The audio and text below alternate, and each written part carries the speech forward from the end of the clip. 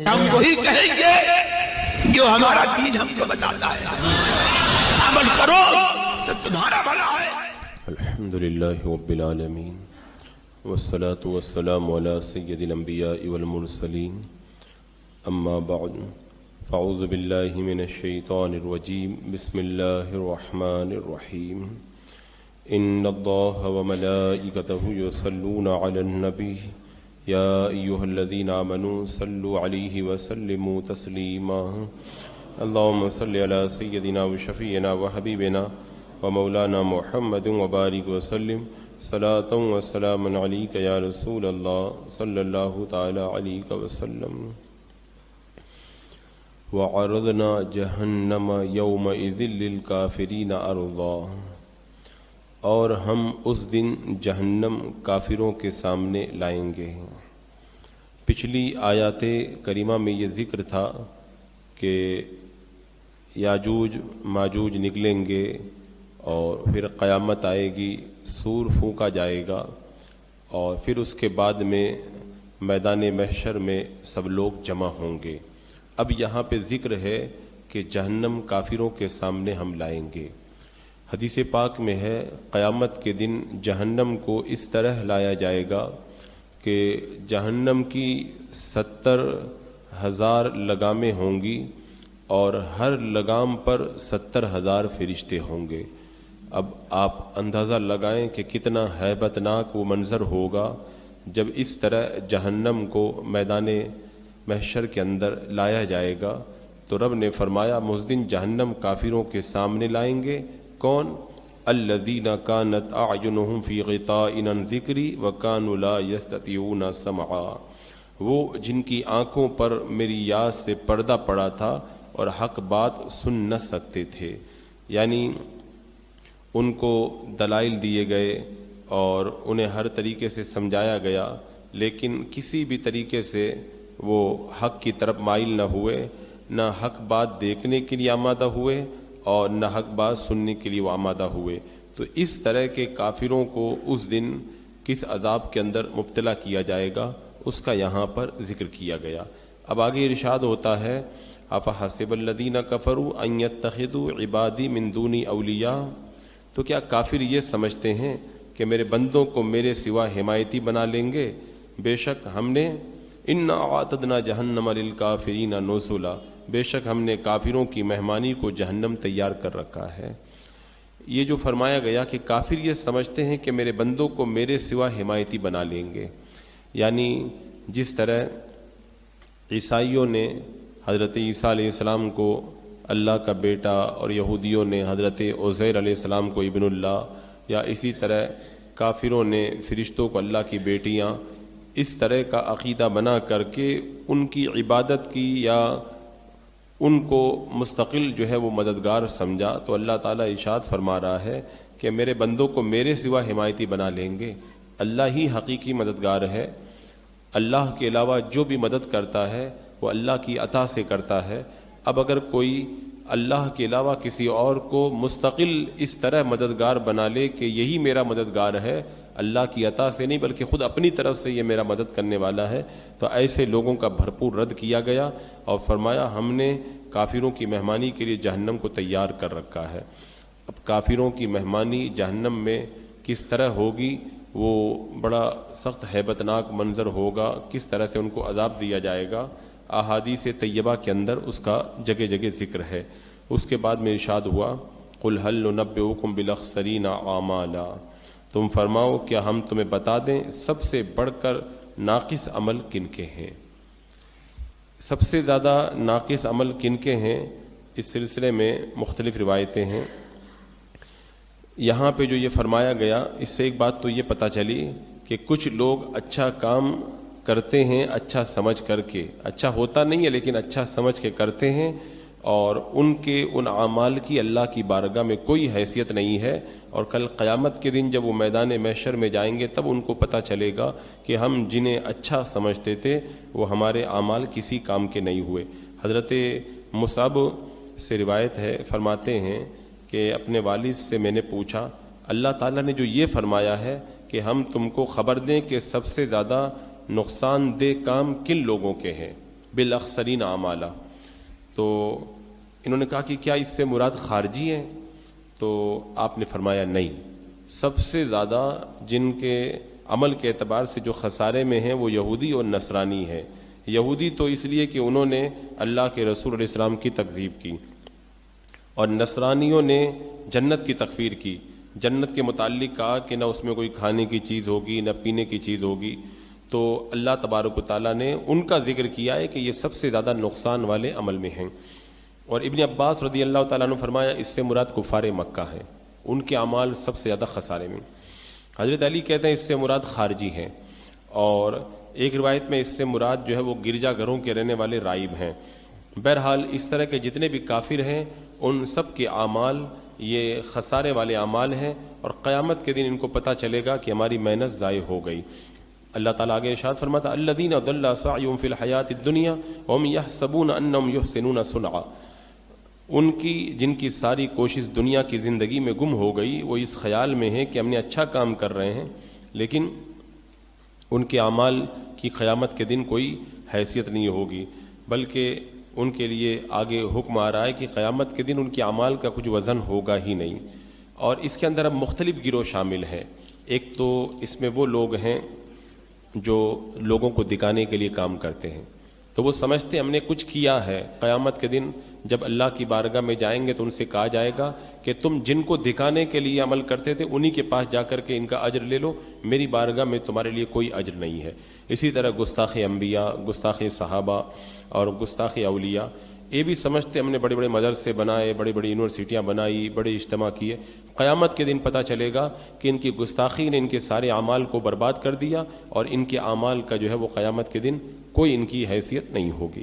اسی طرح بہت سارے وہ لوگ جیسے باطل کو اپنا پیشوا بنائے ہوئے ہیں، یا اسی طرح اہل عداوت ہیں جو اللہ والوں سے عداوت رکھتے ہیں، ان سب کے اعمال کی قیامت کے دن کوئی حیثیت نہیں ہوگی.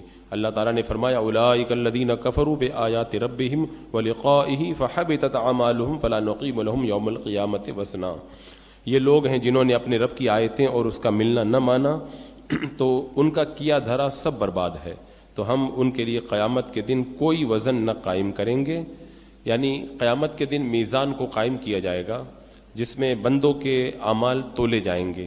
اب بندوں کے اعمال تولے جائیں گے، اہل سنت و جماعت کا یہ عقیدہ ہے کہ وہ ایک محسوس جسم ہے، ایک ترازو ہے جس میں قیامت کے دن بندوں کے اعمال کا وزن ہوگا، اور یہ بندوں کے جو اعمال تولے جائیں گے حضرت آدم علیہ السلام کی نگرانی میں یہ کام ہوگا. اور تولنا یہ کون کرے گا؟ یا تو حضرت جبریل علیہ السلام وزن کروائیں گے، اور یا پھر حضرت ملک الموت کے سپرد یہ کام ہوگا.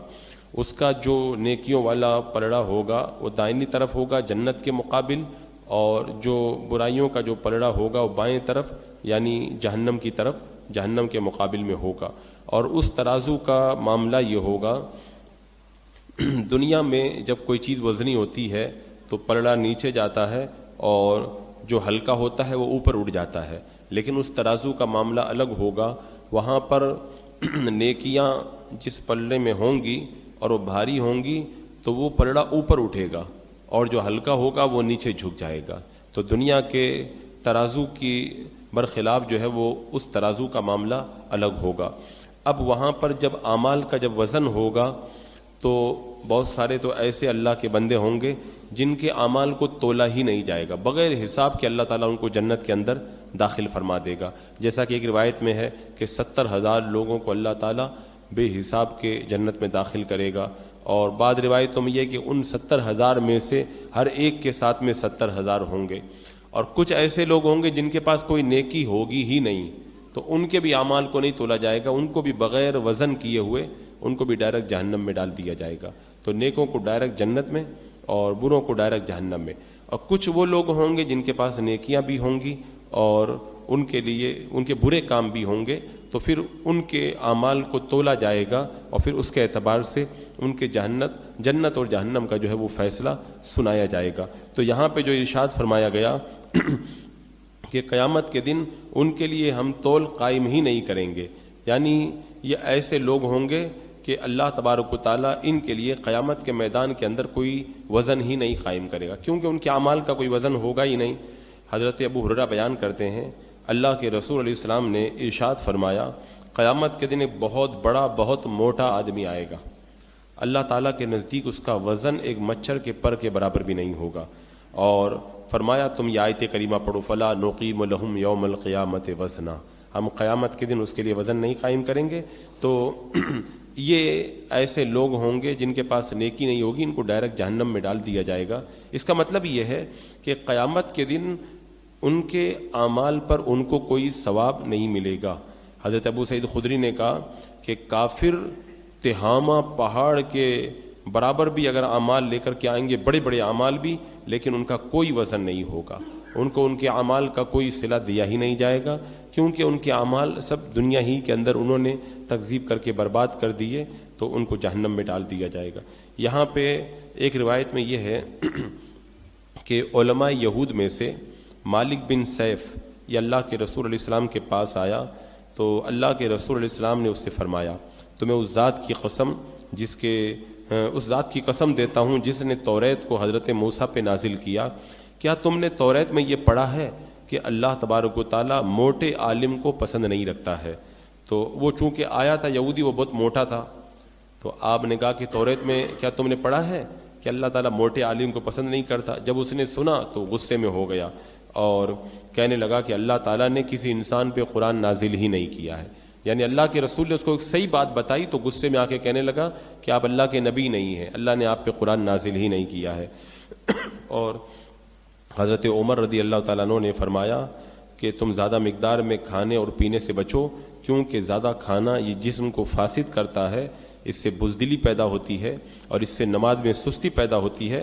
تم کھانے پینے میں درمیانہ روی اختیار کرو، یعنی نہ بہت کم کھاؤ نہ بہت زیادہ کھاؤ، کیونکہ اس سے درمیانہ روی اختیار کرنے سے جسم کی اصلاح ہوتی ہے اور فضول خرچی سے بچ جاتے ہو۔ پھر فرمایا بے شک اللہ تبارک و تعالیٰ موٹے عالم کو ناپسند فرماتا ہے۔ تو یہاں پہ جو فرمایا نا حدیث پاک میں کہ یہ موٹا آدمی آئے گا، اس کے لیے قیامت کے دن جو ہے کوئی وزن ہی ہم قائم نہیں کریں گے، تو چونکہ اس نے اپنا مقصد صرف کھانے پینے کو بنایا، اپنی آخرت کے لیے اس نے کوئی تیاری نہیں کی۔ اور ایک روایت میں اللہ کے رسول علیہ السلام نے ایک موٹے آدمی کی طرف دیکھا اور تو اس کے پیٹ کی طرف اشارہ کر کے اللہ کے رسول نے فرمایا یہ کھانا اس پیٹ کے علاوہ کسی اور چیز کے اندر ہوتا تو زیادہ بہتر ہوتا، یعنی یہ حساب سے کھاتا اور اتنا اپنے پیٹ کے اندر نہ بھرتا تو یہ زیادہ اس کے لیے بہتر ہوتا۔ اور اس کی ایک وجہ یہ ہے کہ جو آدمی زیادہ کھاتا پیتا ہے، جو موٹا ہو جاتا ہے، تو پھر آرام پسند ہو جاتا ہے اور پھر وہ اپنی خواہشات اور اپنے نفس کی بندگی میں لگ جاتا ہے، اور بہت سی مرتبہ ایسا ہوتا ہے کہ پیٹ بھرنے کے لیے حلال اور حرام کی تمیز بھی باقی نہیں رکھتا ہے۔ حضرت ابو ہریرہ رضی اللہ تعالیٰ عنہ بیان کرتے ہیں ایک شخص بہت زیادہ کھانا کھاتا تھا، پھر وہ مسلمان ہو گیا تو وہ بہت کم کھانے لگا۔ اللہ کے رسول علیہ السلام سے جب اس کا ذکر ہوا تو آپ نے فرمایا مومن ایک آنت میں کھاتا ہے اور کافر جو ہے وہ 7 آنتوں میں کھاتا ہے، اس لیے پہلے یہ زیادہ کھاتا تھا، اب اس کا کھانا جو ہے وہ کم ہو گیا۔ تو یہاں پہ اللہ تعالیٰ نے فرمایا قیامت کے دن ہم ان کے لیے وزن نہیں قائم کریں گے۔ تو ایک حدیث میں چونکہ بتایا گیا تھا کہ وہ موٹا آدمی لایا جائے گا، اس کے لیے وزن نہیں ہوگا، اس کا یہ مطلب نہیں ہے کہ جو بھی موٹا ہو اللہ تعالیٰ کو ناپسند نہیں، یہاں پہ اس کو ناپسند کہا گیا ہے جو غلط طریقے سے حرام طریقے سے خوب کھاتا ہو یا حلال طریقے سے کھاتا ہو لیکن اتنا کھا لیتا ہو جس کی وجہ سے عبادت میں سستی پیدا ہوتی ہو، غفلت طاری رہتی ہو، آخرت کو زیادہ یاد نہ کرتا، آخرت کو بھول بیٹھا ہو۔ ورنہ اگر آدمی اپنی خواہش کے مطابق جس طرح ضرورت ہے اتنا کھاتا رہے اور پھر بھی اگر موٹا ہو جائے تو اس کے اندر کوئی حرج والی بات نہیں ہے۔